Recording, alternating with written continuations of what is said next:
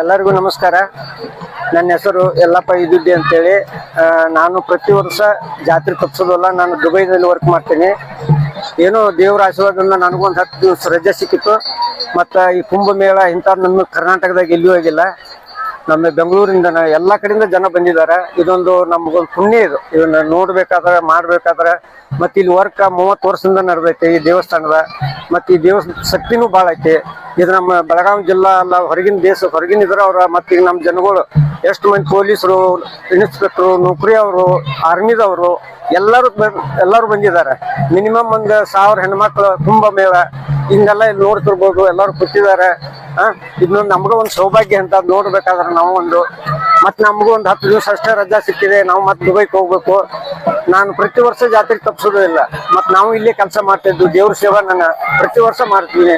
ಮತ್ತು ಇದೊಂದು ಪುಣ್ಯ ಎಲ್ಲರೂ ನೋಡ್ಬೇಕಾದಂಥ ಸ್ಥಳ ಆಗೈತಿ. ಮತ್ತು ನಮ್ಮ ದೇವ್ರ ಮಹತ್ವನೂ ಭಾಳ ಐತಿ. ಇದನ್ನ ನೋಡಕ್ ಬಂದವ್ರನ್ನ ಪುಣ್ಯವಂತರ ಇಂಥದೊಂದು ಸಿಗ್ಬೇಕಾದ್ರೆ. ಮತ್ತು ನಾವು ಒಂದು ಪೂರ್ವ ಪುಣ್ಯ ಮಾಡಿದ್ವಿ ಇಂಥ ಕಾರ್ಯಕ್ರಮದಾಗ ಇದಾಗಬೇಕಾದ್ರೆ.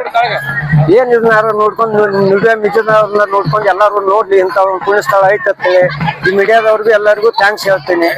ಎಲ್ಲರಿಗೂ ನಾನು ನಮಸ್ಕಾರ ಹೇಳಕ್ ಬರ್ತೀನಿ. ಇಂಥದೊಂದು ಪುಣ್ಯ ಸ್ಥಾನದಲ್ಲಿ ಯಲ್ಲಪ್ಪ ಸಿದ್ದಪ್ಪ ಇದ್ದಿರ್ತೀರಿ. ನಾನು ಇರೋದು ಇಲ್ಲೇ ಹಡಿನಾಳ್ರಿ. ನಾನು ವರ್ಕ್ ಮಾಡೋದು ದುಬೈ ಒಳಗ. ದುಬೈದಿಂದ ಒಂದು 10 ದಿವಸ ರಜಾ ತಗೊಂಡ್ ಬಂದಿದ್ದೀನಿ. ನಿಮ್ಮೆಲ್ಲರಿಗೂ ನಮಸ್ಕಾರ.